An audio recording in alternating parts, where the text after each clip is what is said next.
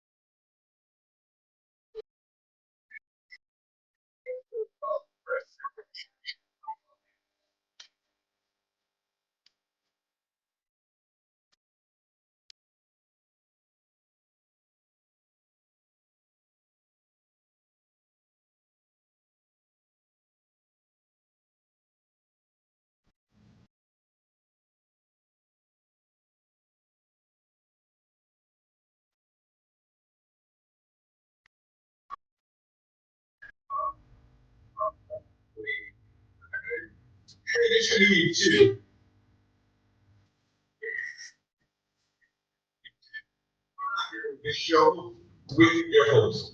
All of that.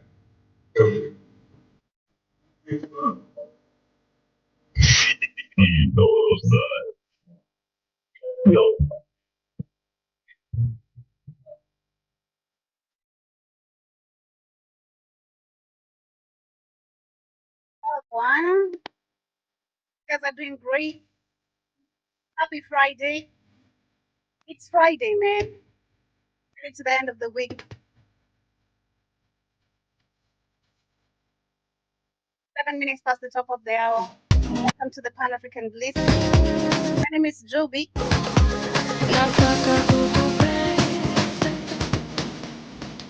Anyway,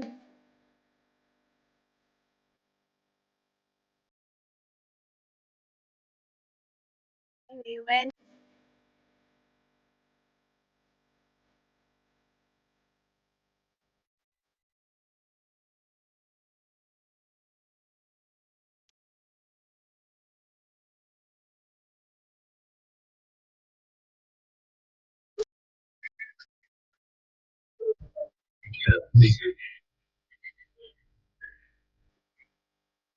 Yes, Karibuni sana. I hope you guys are doing amazing. Your week has been fantastic. And welcome to another episode of the Pan African Bliss. My name is Joby to those who are here for the first time. And to the returning listeners, as always, on the radio station, Spreaker, Spotify, all our streaming platforms. I hope your week has been fantastic. Mine has been great. I can't literally complain. Ready for the weekend? We've made it to the end of the week. And who isn't excited about that? Literally. But of course, Karibuni, as today, I take you through what has been happening in the last few hours, right here in the continent of Africa. News and updates coming all the way from Kenya, Tanzania, Uganda, DRC, Congo, Nigeria, Niger, Mali. We talk about all the matters that are affecting Africa on a daily basis. Karibuni sana once again. And of course, today we're going to be focusing on how Africa economy is under a very big danger when it comes to the puppets who are in control of or in charge of these countries, because I think this week I was saying one thing I've learned is that they feel like they own these countries, but they don't. That's why they make decisions how they make them. We're going to be talking about the finance bill in the 254, the 2026 finance bill, which I think again Kenyans might be going back to the streets because of now how the taxes are about to change. So much has been changed or is about to change, including where it's like they want to put us on a phone bill like America, what I'm trying to understand, and which they're trying to say this is actually cheaper. They have reduced the taxes, giving us a whole list of how the taxes were being charged and now how they have reduced it. But if you try look at the method they're using, actually it has gone higher, because if I am trying to understand what they're saying is it's like we're going to be using our phones on a loan, and I've seen people who use those phones on a loan and how much they're paying. It's better you have money and buy a better phone, because they're always even shitty phones, they're not good phones. But much more of that conversation, we're going to be focusing also, I'm going to be starting with some new Lego videos that actually have been made of Africa. I don't know if it's African people are behind this or this is Iran, but I'm going to be sharing 3 of them as they expose how the white people have been exploiting the people of Africa. Talk about also Africa, we have Ruto, who is very confident, saying that he will be re-elected again and the election will be free and fair. We're going to be focusing on that. Kagame also talks about how Africa must learn to say no, as if he has learned that. And also we have a Moroccan billionaire who is actually, he has sold his only cement plant that is in France to focus on Africa expansion. We're going to be looking at this, and of course, why always Africa? But we have the answers, right? But before we get into that, remember to get the supplements we have on our application, and you can get the app on the Google Play Store. If you are an Android device user, if you're using an iPhone, we have an active website link, www.Blackout Network. With that being said, some brilliant focus should do some magic for you, help you with critical thinking, help you get through this conversation, and so much more that we have under Unlock your full potential with Brain and Focus, a powerful supplement designed to boost mental clarity, enhance memory, and sharpen concentration. Made from a blend of scientifically proven ingredients like ginkgo biloba, omega-3, and essential vitamins, Brain and Focus is crafted to fuel your mind. Our process ensures maximum potency and effectiveness, delivering the perfect balance of brain-boosting nutrients. Take just 1 capsule daily, as prescribed by your healthcare provider, and feel the difference. Whether it's powering through your workday or staying sharp in life's challenges, Brain and Focus keeps you at the top of your game. Stay sharp, stay focused, and stay ahead with Brain and Focus. Brain and Focus, fuel your mind, achieve more. Go get this product at blackhotfirenetwork.com at the Sports and Nutrition Store.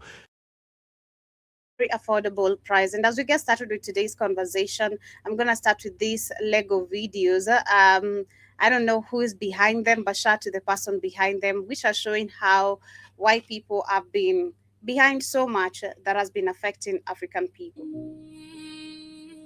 American, listen close. We are not your enemy. We are not your enemy. We are the voice from Africa. Sounds like some Nigerian. We come with no gun, no flag, only memory. What your leaders did, they did not tell you. We are here to tell you now. Sit down and listen well. They built the banks on our backs. They built the labs on our blood. They built the bombs from our soil. They built the empires from our bones, and they never told you a word. What was stolen from black people? It's such a good song, though. You know, I really love this one, actually. Land, The gold, the bodies, the names the hands, of Congolese children cut for rubber, the cells, of Henrietta Lacks, blacks taken in Baltimore. the uranium from Shinkolobo in Hiroshima. The bronzes of Benin.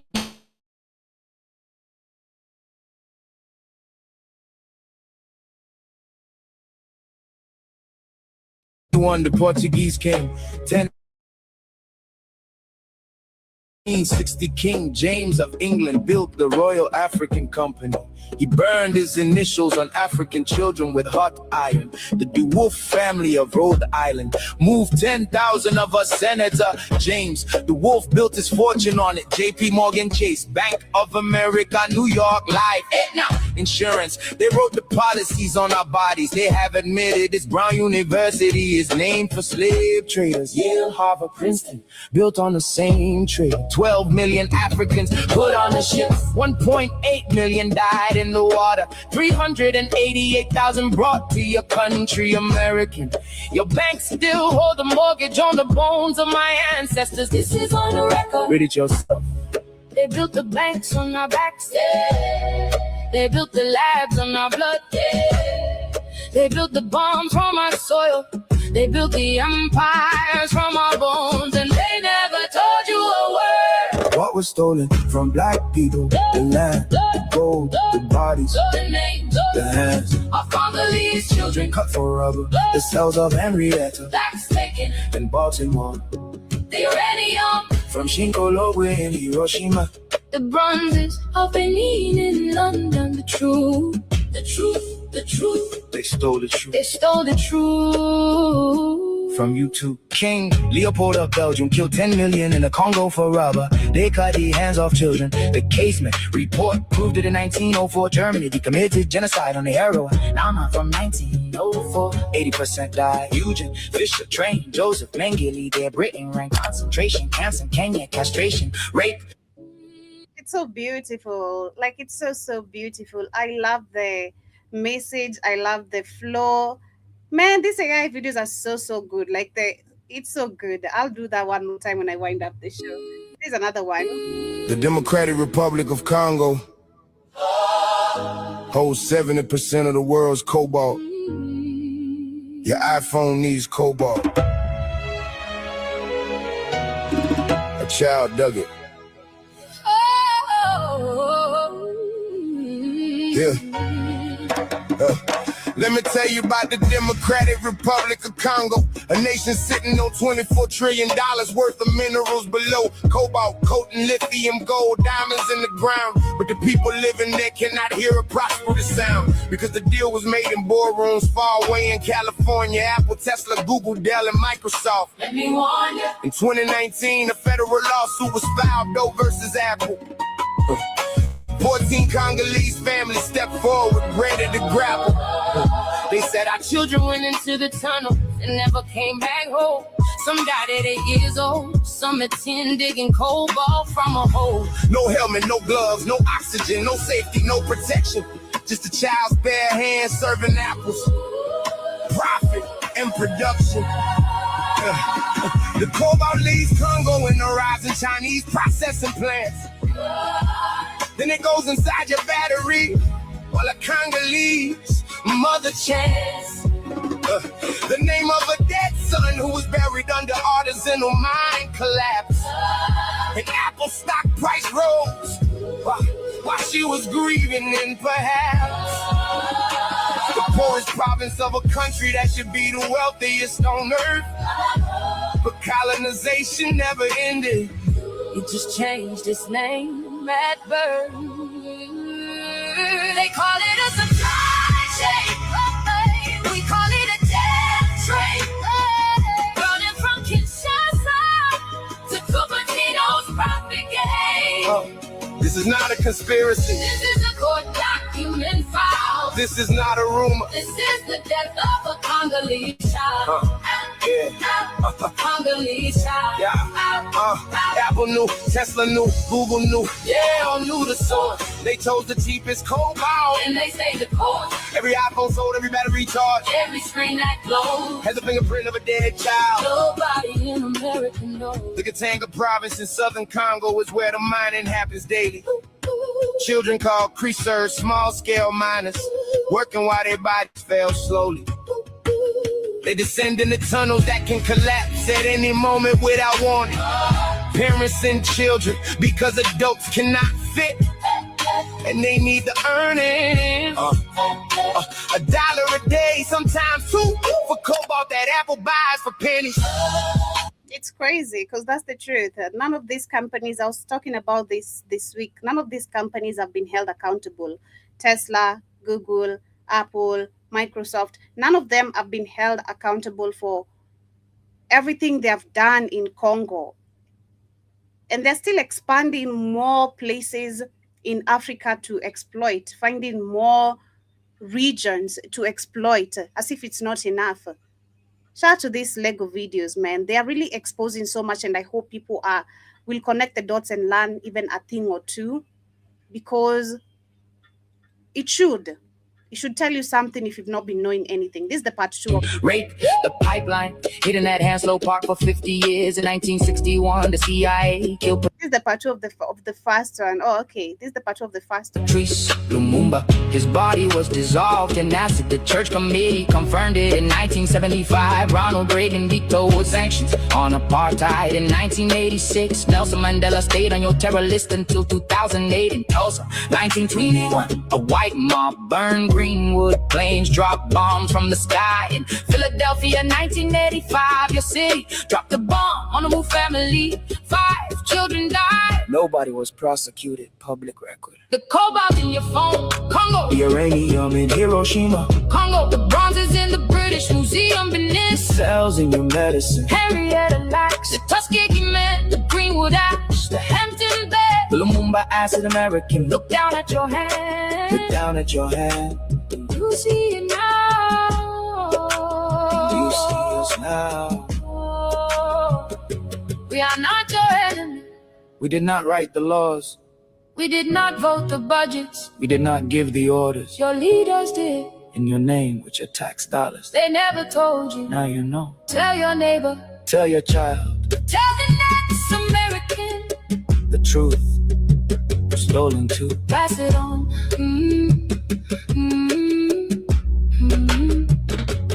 Pass it on. American. We come back to speak. The first song told you what was stolen. This song tells you who they killed. Sit down. We are not here to shout. We are here to read you the names. Listen close. They killed the ones who spoke. They killed the ones who built. They killed the ones who freed us. They killed the ones who tried to lead, and then they wrote your history books themselves. Say their names: Patrice Lumumba of the Congo, Martin Luther King, Malcolm X, Fred Hampton, Steve Biko, Thomas Sankara, Maurice Bishop. The bullets were not random, the orders were written down, the files are now open. The church committee printed them, read page after page. American, Your government signed the papers. say their names again. January 1961. Patrice Lumumba, taken from his people in the Congo. The CIA authorized it under Eisenhower. Belgian forces did the shooting. His body dissolved in acid. February 1965. Rape. Yeah, so literally, those are all the 3 of them, showing you history. It's even painful when you listen to all of it. It's literally, this history is really painful, and they want us to forget about it, as if they're not actively trying to make it repeat itself in this country. It's crazy because the people are also behind it. They're the same people telling us now today how we must learn how to say no. Shout out to Paul Kagame. This is what he had to say. Let me share this video. We can't just be people who are waiting to be ripped off by somebody who is shrewd enough and has the power to come. No, we must be able to say no. Have you said no? Did you say no to you being used and paid to invade DRC Congo? Did you say no to the genocide that was happening in your country? Did you say no? You never said no. There's nothing you've said no to. You know, it's crazy how this guy sounds so intelligent, but he's one of the people who have done the worst things in history. So say no to what? Did you say no to you not being a president again? As a matter of fact, you ensured you're the top presidential and the most voted for by the Gen Zs, right? 99% of win. Did you say no? I think it's time the young people are given the opportunity to become leaders. You didn't say no to that. This is bluffing again. And we've seen. And we can't just be people who are waiting to be ripped off by somebody. Let's listen to this one. No, we must be able to say no. Mute this one. And it is not just in this case of Rwanda, but in other cases. Sometimes sanctions are just applied in a case of the one who provides less than the other. Yes, so it goes in the favor of the highest bidder. When somebody knows they will extract more from a certain place, they will be more favorable to that place, even if they are the ones in the wrong. Do you believe that all roads lead to mineral deals? Is that what you're saying? I mean, it is in the open. I don't have to say much. And in some cases, it operates like in the very old days. I won't say much because you've been one among the people who have participated on that openness of stealing of resources from your neighboring country. Of course, you won't have much to say. It's on the open, and it's crazy how he's openly talking about what they do because you're part of it. Why wouldn't you say it's who are we talking about? And call them by the names. Sanctions. One has, first of all, are they justified? In the old days, the kings and so on and so forth used to give their in-laws, their children, powers, say, go and control something somewhere. And that's happening today here. Yeah. Yes, they just give somebody, say, go and get whatever you want to, and do whatever you want to do in that region. That is how Africa is treated. So these powers you see that come here lecturing people on democracy, human rights, and they are doing it with one arm, and the other, they are just taking away everything. You'd really think you listen to him, you'd really think there's nothing wrong he's ever done. You think this man is the perfect president of this continent. Man, are you listening to what he's saying? Like, it's like he's not done a goddamn thing. He's not been involved in working together with these leaders who come here and exploit us, these international countries. It's not involved. Like, he's so innocent. It's so mind-blowing how nonchalant these people can be on these conversations, knowing very well they have big time participated and contributed to their countries or countries being exploited. Wow. It gets worse. That people own. So, and this is what is critical. This is why Africa, leaders of Africa, some of whom are here, are brothers, there is a lot of cynicism in this. In the old days, the king and the CEOs and other Africans, I think we need to give ourselves value of some kind. You've already given your value to the white people. So even you don't even know what you need. So you don't know how to say it. What you need is dignity within yourself as an African, because you've lost your dignity to please white people. The value that's added to your dignity is in your countries, the resources, but you've given it all away to white people. So what are we talking about here? We can't just be people who are waiting to be ripped off. Okay. By somebody who is shrewd enough and has the power to come. No, we must be able to say no. And we've seen. Crazy. one of the persons of a few comments so you can understand that you'll hear him talking the same way we had Ruto when he became a president. This is the bullshit he was saying. Oh, we must. And people called him a Pan-Africanist. Oh my God, this is the Pan-Africanist. He should be the president of Africa. Oh my God. And then until come 2024, people saw his true colors. The rest of the Africans saw his true colors because we had experienced it in 2007 and even more. So as much as people are in denial thinking this is a changed man, so if we vote him for presidency or nothing, now you've seen it. You're experiencing it. Your tribalism, your lack of critical thinking, not understanding the system has gotten us to where we are today. Many people praised him. Oh, he's a Pan-African. Today, that's not the same chat that I hear on the street or on the comments. Not anymore. As a matter of fact, I've seen a couple of videos of people asking, tell me which is the worst president in Africa. And all the comments is Kenya. Even people are not living in Kenya. The flags are Kenya, Kenya, Kenya, Kenya, Kenya, Kenya, Kenya, Kenya. It's crazy. Someone says, this is one of the brilliant African presidents. I'm always proud to listen to Paul Kagame. Of course you are.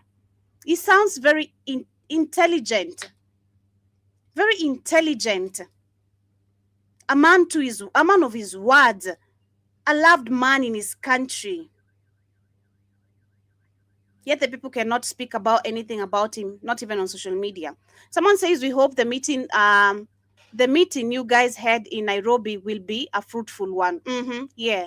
Someone says, bruh, without being based, we are the last country to tell others to say no. When everything is controlled by the West, vaccines and medicines, they always dump in our country. We work with Israel in many things, and IPAC is as if it has a headquarter in Rwanda without mentioning how Bill Gates works with our Ministry of Health, not even the ICT. But here we are saying we must learn to say no. Okay, so we should start by being an example of others, not just words. And I bet this is actually probably a Rwandese because he's talking based on Rwanda. The Kagame works with Israel and IPAC. There's an headquarter over there of medicines and all that. Yeah. So this bluffing.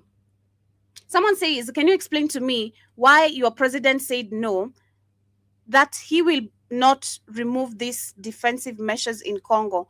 But from that, I see the US is going along with him slowly until he is forced to remove these measures. I'm not getting that comment over there. But the last one I can see, someone says, okay, yeah, but this is the only brilliant comment I've seen right here. The rest of the people are literally not educated enough to understand. And sadly, it's the majority. You hear him talking, you think this is the most intellect person in the room, educated. Another one is this one, the Pan-Africanist. Listen to him, how confident he is, how bold he is, thinking he's going to be coming back as a president. Listen to this man. Will be re-elected. And I will be re-elected by God's grace. Be in the elections. Of course, by God's grace, not by Gen Z's. Thank you. Yeah, by your God's grace, you're going to be re-elected. Not by the Kenyans. That's the difference. Yeah. Next year, many observers are concerned that there could be violence, that the elections might not be free and fair. Of course, of course. Can you make sure that there will be elections in Kenya next year? Elections will be free and fair. Listen to his voice. Elections will be peaceful. That I can give you a guarantee because we are a solidly democratic country. 14th of May, 2026. These are his words. So we're looking forward to come 2027. During election, we see what's going to happen. We believe in democracy. We believe in... These people have already said there's no recording of videos during that day of voting. Why are you denying people to record videos? Since when are we supposed to be told what to do with our phones On which specific day? Why are you telling people they should not record videos during the elections day? What are you so scared of? Why is it that you guys have put up a law that should fine anyone who is going to be recording or found recording videos or posted videos during the election date? What are you so scared of? Tell us if the elections are free and fair. In the power of the people to decide. And Kenya. So from God's grace to the people. Has gone through many phases. We have learned lessons, difficult lessons sometimes. Oh no. Oh my God. Oh no. He's such a good student that he learns lessons, isn't he? Amazing. How amazing. But I think I can guarantee as president today that next year there will be elections, they will be free and fair, and they will be peaceful. And you will be reelected. And I will be reelected by God's grace. By God's grace, not by the Kenyans. And you will be reelected. Yeah, by the God's grace, not by Kenyans. We're waiting for 2027. We are waiting for 2027. Because if everything is going to be free and fair, let's try to understand this new finance bill, 2026 finance bill.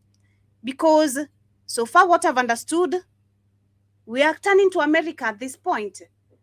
We're about to be paying for phone bills. I don't know if it's phone bills, but we're going to be paying for us to use our phones. It's no longer you buy a phone and it's yours and you're done with everything. No, you pay for that phone every time you switch it on, or it's going to be switched off. And being reported that now phones will be more expensive. Far from it. The phones will be more cheap. The finance bill is back, and so is the fear. Kama e-Citizen nimesikia wameongeza 100 juu. Sasa wewe ni Mkenya.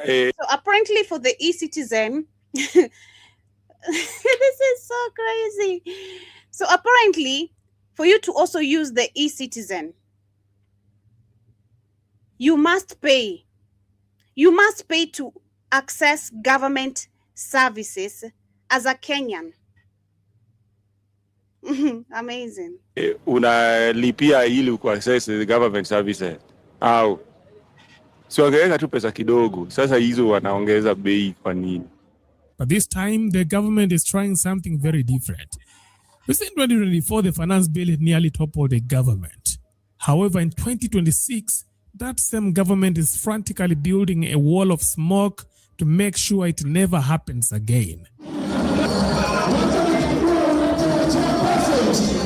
Of course, so they're doing that by using the youth paid youth to go with these placards outside acting like they are okay with the finance bill. This is the finance bill for the youth. It favors the youth. There's nothing we're supposed to be demonstrating about. You see, John Mbadi, some dumbass, uneducated people who are going to be accepting petty money to go and push something that is going to be affecting you, your life, your whole generation and children. The secretary and apparently the government's chief anxiety management officer has spent the last 48 hours doing something that can only be described as verbal gymnastics on steroids.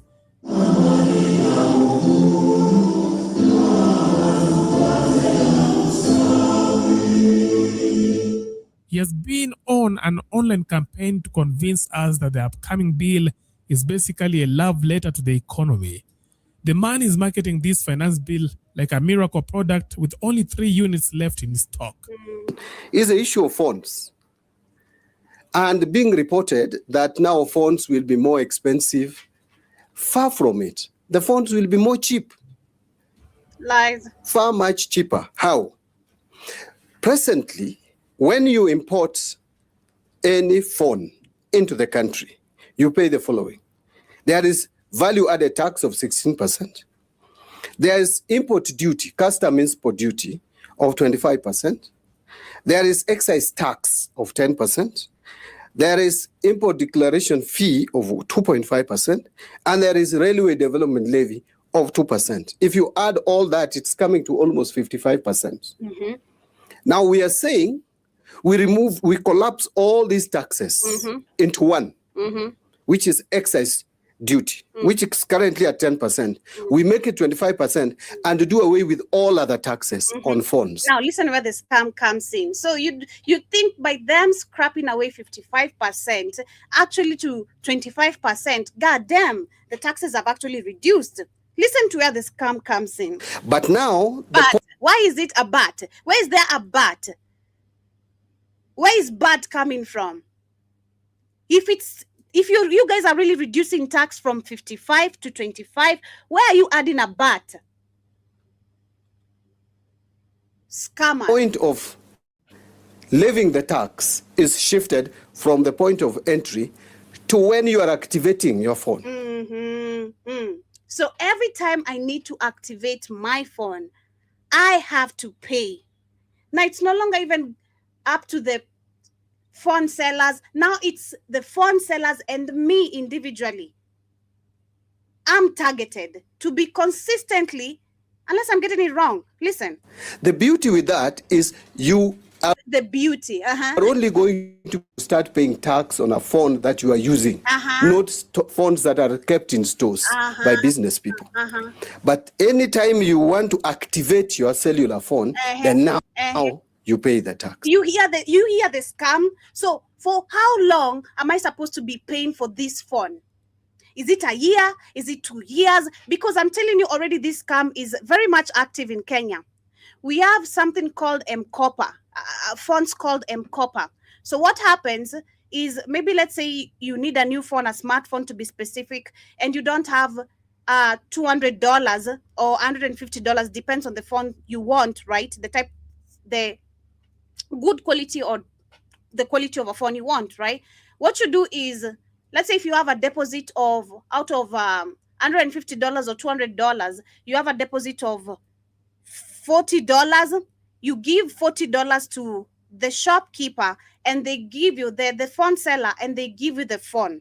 But now what happens, before or every day there's a subscription, there's an amount of money you're supposed to pay to complete, yes, the phone bill, the $200 or $150. But if you look at the quality of phone you're using and the amount of money you're paying, it's a scam. Because I'm seeing that in people. I'm seeing the types of phones people are using and the amount they're being charged every day for a certain amount of time. Let's say if it's 9 months, you can get a better phone with that money. I don't know if it really makes sense. God damn it. So and now so this is now a law. This is about to become the new scam. Oh my God. And if you don't pay, your phone is switched. You can't access WhatsApp. You can't make a phone call. You can't pay anything using M-Pesa. It's like you're completely phoneless until you pay the amount required daily. That's when you can have your phone activated or the subscription activated. Now, and this is bullshit they want to bring us in the name of they have reduced taxes. It's over. So in a sense, it should make phones cheaper, especially imported yeah, indeed. phones cheaper. Because now the taxes are reduced. I have a friend of mine who bought a phone with the same process I've told you, the M-Kopa, right? So the phone she got, normally, if I have that amount of money, it's a very cheap phone, okay? Like it's a really cheap phone. But now the amount of money she's paying, she can get a better phone instead of paying for all this monthly subscription. But sometimes this gets you like on a maybe critical condition. You lost your phone, maybe your phone was stolen and now you can't stay without a phone. So you use the cheaper deal you've been given, which is a scam. It is crazy. The total rate of tax is at 25%. So whoever is saying that this proposal is going to make cellular phones expensive is completely missing the point. Every cent. No, there's no monthly bill or daily. It's daily. It's daily. So if you can't afford to pay daily, your phone is going to be switched off. There's no monthly. If you want to do monthly, you have to pay the whole amount at once. And not everyone can afford that amount of money that is supposed to be covered every day for a whole month at once. So people would pick paying daily. Sentence arrives wrapped in polished reassurance. Every clause is presented as a misunderstood gift. You would think the finance bill was Kenya's answer to world hunger rather than another round of tax proposals that make ordinary Kenyans' wallets weep. There is miscommunication around this. Why? The Mitumba representatives of the Mitumba business community came to see me after seeking an appointment with me. And I met them together with my team at the National Treasury. They expressed frustrations with regards to the current taxation arrangement. Because when you bring in Mitumba are the second-hand clothes. For those who are not understanding what Mitumba is, those are the second-hand clothes. Now, mind you, they have already destroyed majority of the markets of where these people are selling second-hand shoes, handbags, clothes, where this big market is, right? In the name of modern marketing or building a modern market. They've already destroyed these people's business, and now they're about to increase taxes. Crazy. Into the Instead of you even ways how we can start promoting our economy by us becoming original producers of our own clothes. No, actually we're finding ways of how we can increase taxes on second-hand shit. Country, there are taxes that you pay at the point of entry. And then you follow it through with more taxes down the lane, including income tax paid for by the Mitumba people or the Mitumba business people. They are saying it is cumbersome, fast, their line of business, the requirement of filing returns and even engaging accountants to calculate how much profit they make so that they are taxed on that is too costly to them. Because they will be paying those accountants. There are KRA people chasing after them, asking them for payment. So they asked for a simplified tax system where they pay at the point of entry and no one comes again to demand for any taxes. Lies, lies, big liar. Lies. That is why, apart from VAT, which is paid at source, at the point of entry, we agreed with them that for income tax, we deem 5% of custom value of imported goods, whether clothes or whatever it is, as profit. It is, in short, the kind of intense reassurance that only makes people more suspicious. Of course. Kuna tu tax moja hapo ambayo hiyo inakuwa introduced na kwa kweli itaenda kufinyilia mwananchi wa kawaida ule wa kila siku. Hii ya mitumba inakuwa imported outside the country. Na hiyo inasaidianga ule mwananchi wa kawaida. Ukiangalia saizi majority Nairobi, wale hawkers wako huku hivi downtown nini, almost everywhere mwana rely na hizo mitumbas. Mtumba yenye hata shosho anaweza wekewa kando na auzelekesa, ikiwekewa tax unaona itaenda tu juu. Na hiyo ndio inategemewa sana. So economy hapo hivyo unaona italima mwananchi wa kawaida. So nikifika kwa mambo kama KRA kuwa na bank like records zako na pia vitu kama simu kutaksiwa, unaona aje kuhusu hiyo mambo ya access? Unajua sipo, unajua inafaa kwanza public kuwe na public participation. Hawa tueleza wana access kivipi. You see right to access anybody banks credentials without him or her consent, which na shida sasa ni unalipa hiyo tax na unapata sometimes system zinakataa kufanya. The problem is tax system ndio zinakataa kufanya. Kama hiyo tax inaccessiona inalipa venye inafanya, then system zinafanya, ingekuwa afadhali. And then came the public participation. Mbadi hosted what was presented as a youth engagement forum where young Kenyans supposedly gathered to debate the budget and shape the future of the country through civic participation. On paper, everything looked proper. After all, public participation is legally expected before major legislations moves forward. And they never do that. And the images looked good. Young people seated in conference rooms, microphones, etc. But according to claims by one of the attendees, the reality behind the event looked very different. The youth alleged that many of those present were not independent participants at all, but hired attendees brought in to create the impression that the finance bill had received broad public engagement. Government paid students to attend a fake public participation of the 2026 finance bill, and unfortunately, they were also given fake identity cards, as you can see here. So these students were promised that they were going to be paid 1,500 shillings at the end of the public participation, and they may be paid or they may not be paid.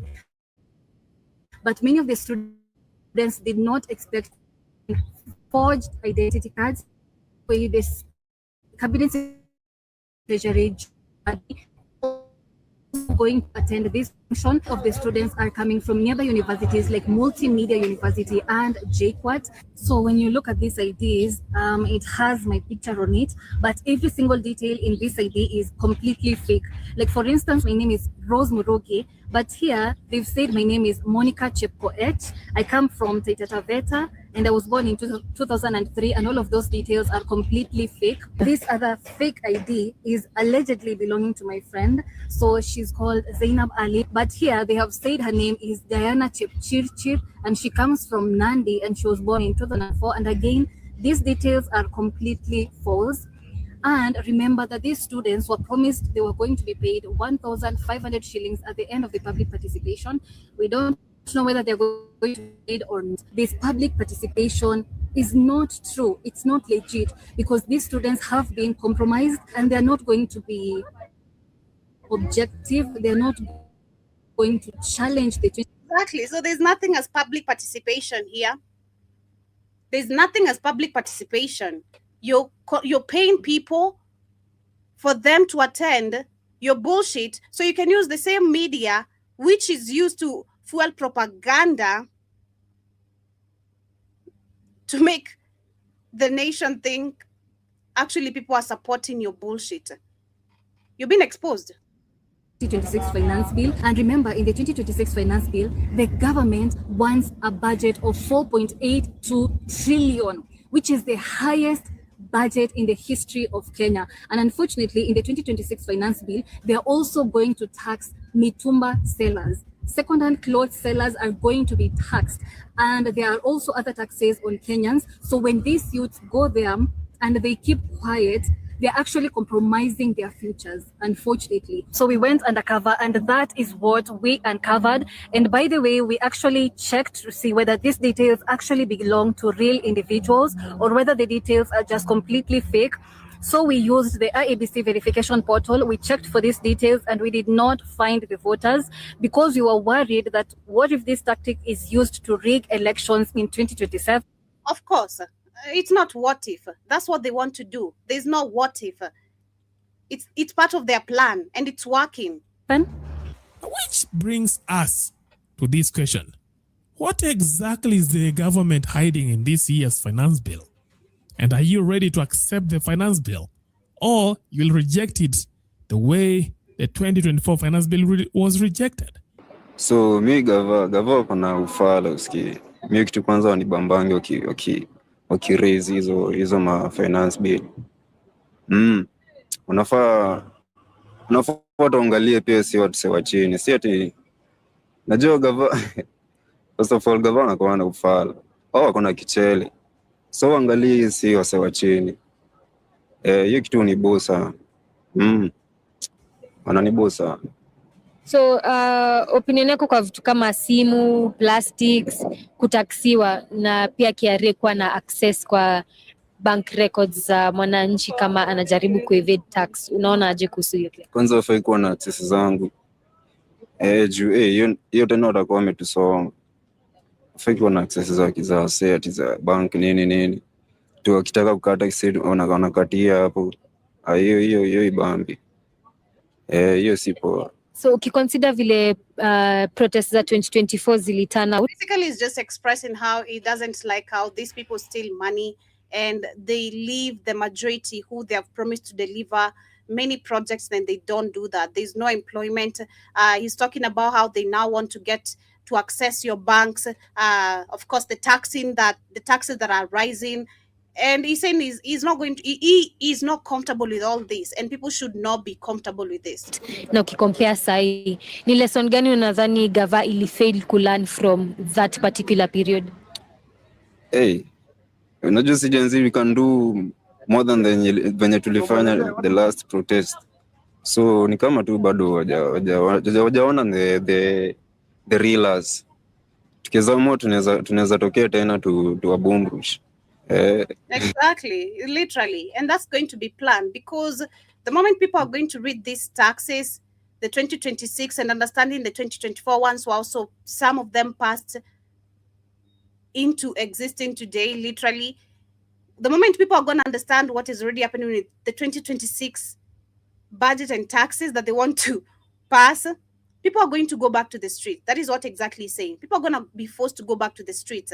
I don't think they have learned anything from the 2024 youth's unity. It's going to get worse than how it is. But look at even worse, because the question is, how far or how bad is our economy? Look at this. So according to a local newspaper, private sector loans growth shrinks for the first time in 22 years. Now, to give you perspective, 22 years is not a short time. People who were born in the year 2001, this is the lowest private sector borrowing has ever been. And of course, then the question then is it that the government is doing something wrong, or is it that the business environment has just become complicated? You begin to ask yourself this question. There are a couple of I want to suggest three reasons. I could be right, I could be wrong. But one of the reasons that private sector loans growth is shrinking, could it be that people no longer have confidence in the economy? Because many times businesses will borrow for capital investment, for capex. And if the businesses are not borrowing, it means then that there is uncertainty in the market and there is no incentive for businesses to continue growing. What would be some of the uncertainties? I don't know. Could it be that we are in an election mood, that the country is in an election mood? Could it be that investors are wondering what is going to be the next, political outfit, as it were? What is causing this uncertainty?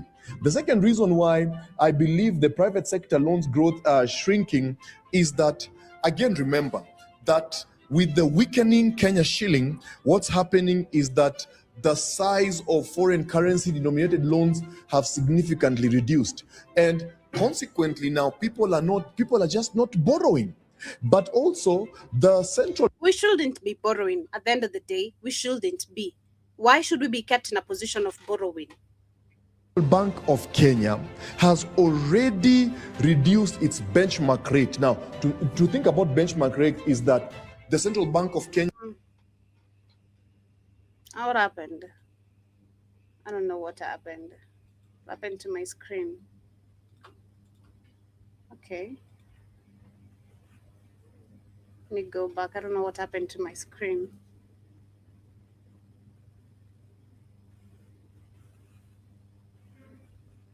Okay.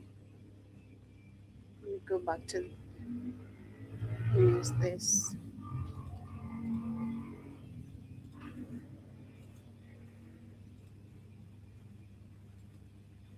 What's happening? What's happening? Kenyans were told to tighten their belts so that the government could loosen theirs. Let me ask you, if Kenya is broke, why is government spending increasing? And if government is collecting more taxes than ever before, where is our money? Exactly. Yeah? Exactly. Where is our money? Why are you taking loans? Yet we can't. What is really happening here? Ajwase, in the beginning, we had Uhuru Muigai Kenyatta. A president who borrowed heavily for infrastructure projects. But at the same time, billions of borrowed monies were lost to corruption. He even admitted it himself. Akisema Kenya loses 2 billion shillings every day to corruption. And in 10 years, Kenya's debt grew from 1.9 trillion to 8.6 trillion. Kumaanisha, on average, Uhuru alikuwa anatumia 670 billion kila mwaka for 10 years.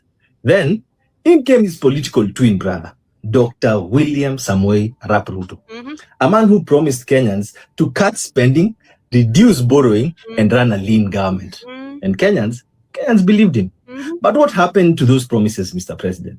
Because reality ni, in just 3 years, umeweka free gear, spending over 1 trillion every year. Today, we are seeing constant use of expensive helicopters by government officials, costing up to 8 million shillings per day. Huge foreign travels and delegations spending over 10 billion in just 6 months. Yani tunatumia 42 million every day kupiga malapa. 3, rising state house spending, which increased by over 400 million. Bwana. Does this look like a government in crisis or a government in luxury? And do you know how this government funds this lifestyle?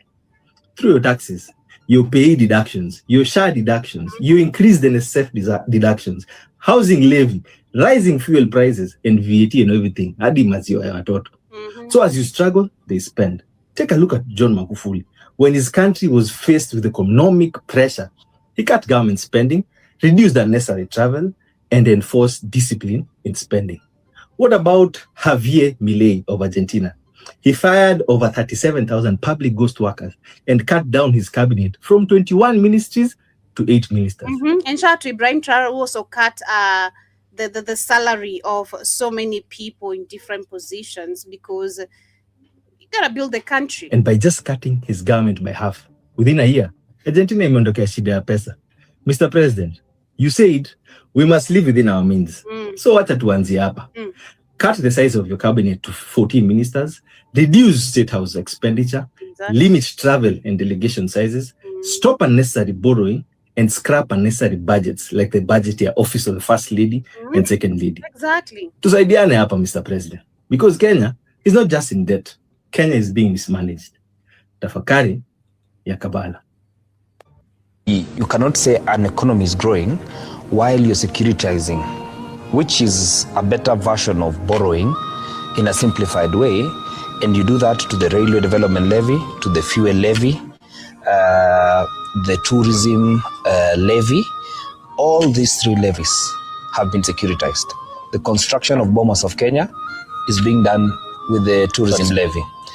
The anticipated, which does not have a contract railway, the railway development levy is what is expected to move the railway from Narok to Kisumu. And the fuel levy is what is being used presently on a number of roads in the country as seed money, so that they can pool the resources to be able to build roads. Now, when an economy is growing, do you have to sell your shares in Safaricom? When an economy is growing, do you have to sell Kenya Pipeline? When an economy is growing, do you have to bring in the National Infrastructure Fund?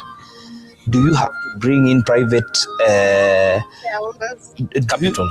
Do you have to bring in private capital when an economy is growing? Is that how, can that be an indicator that an economy has grown while you're disposing of a lot of your assets? These are like Kenya Pipeline. Is not just an asset, it is a strategic, even security instrument that we have. Because remember, you've sold 50% of your shares. One of the things you lose is your board members. And the decision of the CEO and the senior management is determined there. Soon, we'll have a Ugandan as the CEO of the Kenya Pipeline. Why? Because the board will determine that decision. They have now 50% of the shares, the president himself said. It is not about the potential. It is about the loss of strategic assets. And allow me to tell you that from the trend and a number of assets that the president and cabinet has approved for selling is going to be a bigger problem for the country. All right, so the estates and satellite towns recorded a sharp drop in less than 10 years. The estates and satellite towns recorded a sharp drop in land values in the first quarter of 2026. Here are 7 of the most affected. Less than 10 years after Kenya was declared a British protectorate, we experienced I shared this on some time. the first. I'm not gonna share. Kenyans, I want you to wake up. The IMF has faulted President William Ruto for giving fuel subsidies and also for lowering the price of VAT, the percentage of VAT. So we have a very big problem.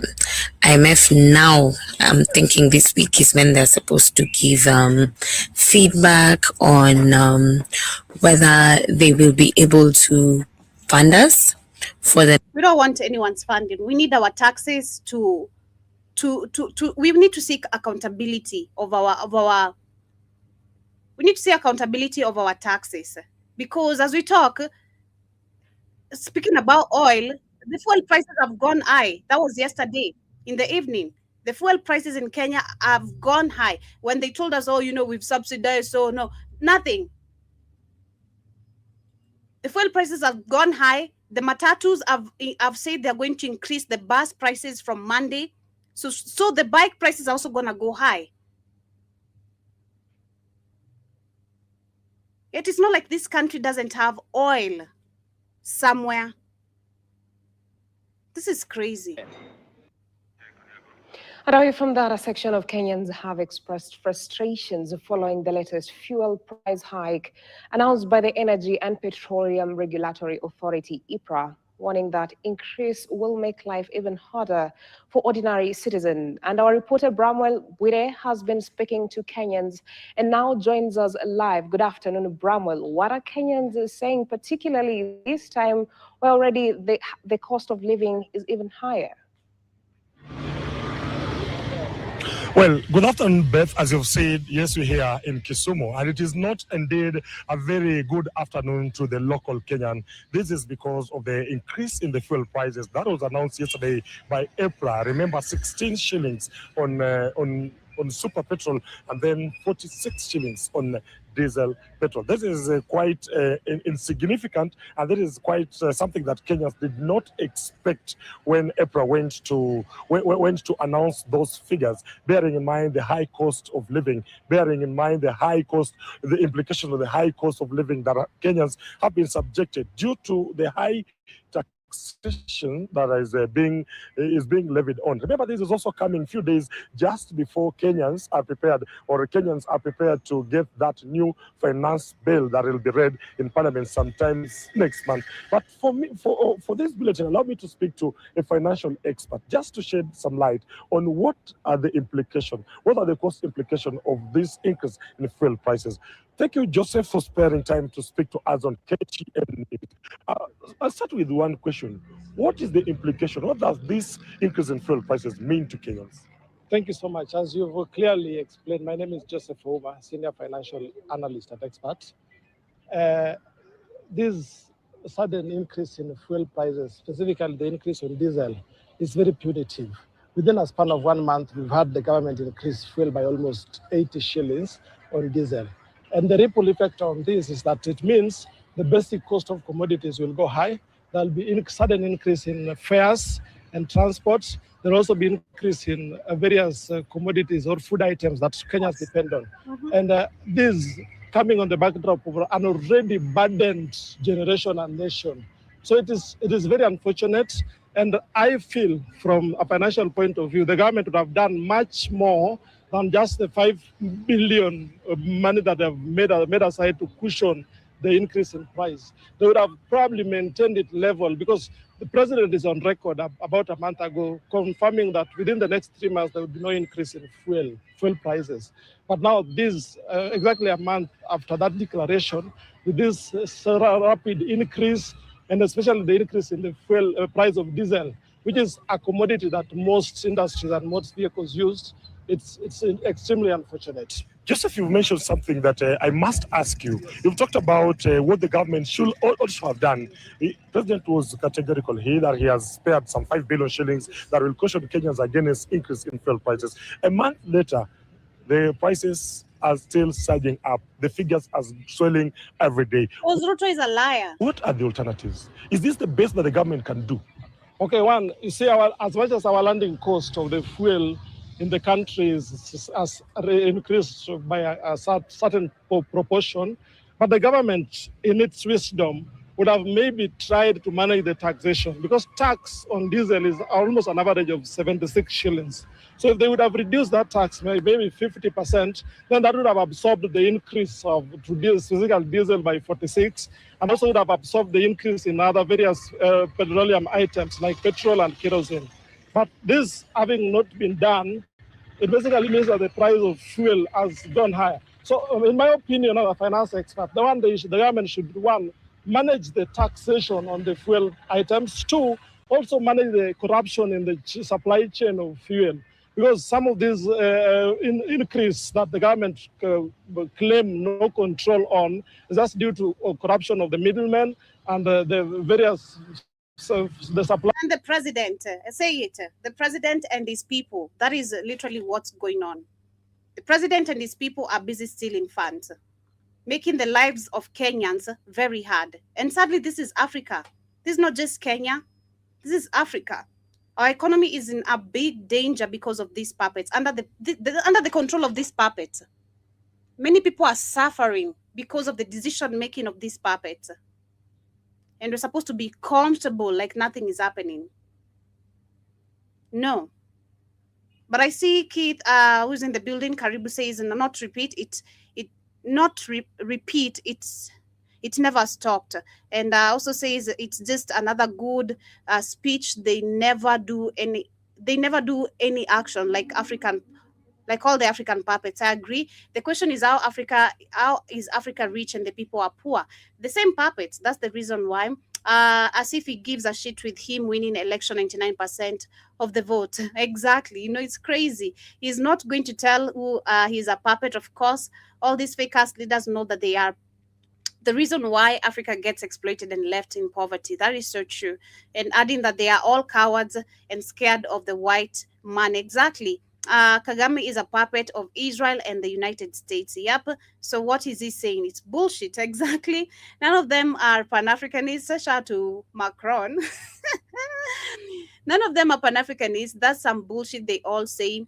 All you have to do is ask, why haven't you created a continental currency for the African people? Because white daddy has no say. And says exactly this moron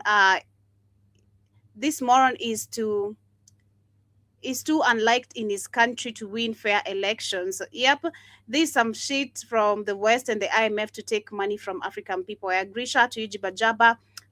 Again, Kid says it's a lie. Verbal gymnastics bullshit. Sounds like a Negro bubble to me. Exactly. They just make up anything and lie straight in your face. I know, it's crazy. And says it's called the Agenda 2030 subscription model paying forever for the white man banks. And that's what they are bringing globally. Exactly. I'm going to wind up with that Lego video again. It literally showed so much. And says you own nothing and be happy, Joby. That's what they are doing. Agenda 2030, the World Economic Forum, and the Rothschilds. I agree. And this we need to say no to this. What is the most reliable, cheapest monthly phone bill? Approximate 70 Kenyan shillings. That is less than $1. Yeah, 70 Kenyan shillings. That's what I've seen the lowest someone paying. Yeah, and also see you saying these guys talk a lot of shit. Exactly. Who determines the custom value? What if there is more than actual selling price? What a ripoff. Because it's all a scam of just stealing more and more. Crisis actors for hire. Exactly. So so are the NGOs that dump those clothes getting taxed? No, they don't. They want you to go to the streets and protest, then crackdown is legitimized for security. And also see Jiba says, does Nairobi have a public transportation with steady route times like a bus or light rail trail? Yeah, it does. Yes, it does. We have something we call stages, where there's stages for different routes. So if you live in somewhere else within Nairobi, or different parts of Nairobi, there are bus stations for all those routes. So you just go there. Some you have to queue a line. Some you just, alight because the buses from that route, there are literally many. So it's crazy because the bus prices going high. This is going to hurt so many people's pocket. This is going to hurt so many people's pocket. This is so crazy. This is so crazy. But I'm going to wrap it up with this video here as we come to the end. This video I started with here of the Lego video. It's not playing. Damn. Let me share it again.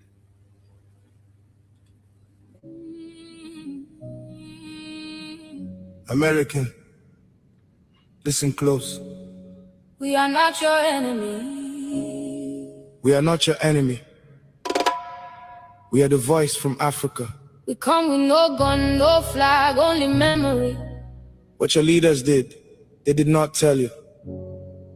We are here to tell you now. Sit down and listen well. They built the banks on our backs. They built the labs on our blood. They built the bombs from our soil. They built the empires from our bones. And they never told you a word. What was stolen from black people? The land, the gold, the bodies, the names, the hands of Congolese children cut for rubber, the cells of Henrietta Lacks taken in Baltimore, the uranium from Shinkolobwe in Hiroshima, the bronzes of Benin in London. The truth, the truth. They stole the truth from you too. In 1441, the Portuguese came. 10 Africans taken to Prince Henry. In 1660, King James of England built the Royal African Company. He burned his initials on African children with hot iron. The De Wolf family of Rhode Island moved 10,000 of us. Senator James De Wolf built his fortune on it. JP Morgan Chase, Bank of America, New York Life, Aetna Insurance. They wrote the policies on our bodies. They have admitted this Brown University is named for slave traders. Yale, Harvard, Princeton, built on the same trade. 12 million Africans put on the ships. 1.8 million died in the water. 388,000 brought to your country, American. Your banks still hold the mortgage on the bones of my ancestors. This is on the record. Read it yourself. They built the banks on our backs. Yeah. They built the labs on our blood. Yeah. They built the bombs from our soil. They built the empires from our bones. And they never told you a word. What was stolen from black people? The land, the gold, the bodies, the names, the hands of Congolese children cut for rubber. The cells of Henrietta Lacks taken in Baltimore. The uranium from Shinkolobwe in Hiroshima. The bronzes of Benin in London. The truth, the truth, the truth. They stole the truth. They stole the truth from you too. King Leopold of Belgium killed 10 million in the Congo for rubber. They cut the hands off children. The Caseman report proved that in 1904 Germany they committed genocide on the heroin. Nama from 1904, 80% died. Eugene Fisher trained Joseph Mengele. Their Britain ran concentration camps in Kenya, castration, rape. Yeah, so literally, you see, it's really explaining so much, so much that is still very much happening today. So crazy. Yeah, I know, it's very accurate. I really love the sound, the thing. It's just, everything is just perfect. Shout out to the people making this Lego video. But that's where we come to the end of today's session. That has been my time with you guys today. Have yourselves a beautiful rest part of your morning. Thank you for those who managed to tune in this amazing morning, and wishing you a beautiful rest part of your day. If you manage or to come back, we're coming back with the Rhythm Scoop Show. So come and see what we're going to be talking about. Of course, we're going to be discussing about the Matatu transport going up, the fuel prices. There may be possibility of demonstrations as well, because what Ruto is trying to do is going to force people to go back to the streets. People are not going to accept this. It's not going to be acceptable. But have yourselves a beautiful rest part of your morning and have a good one. Peace, and I'm out. American.